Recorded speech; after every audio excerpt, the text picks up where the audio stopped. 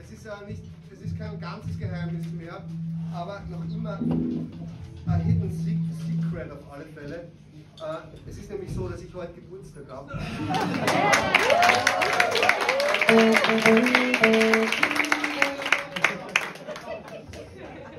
ich habe jetzt einen Wunsch an die Band, und zwar pädagogisch wertvoll.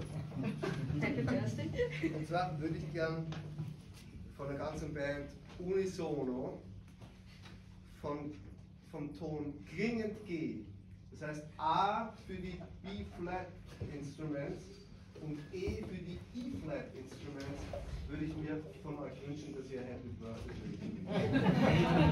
Schauen wir uns das an. Das wäre extrem gut. Also jeder weiß E, G und A.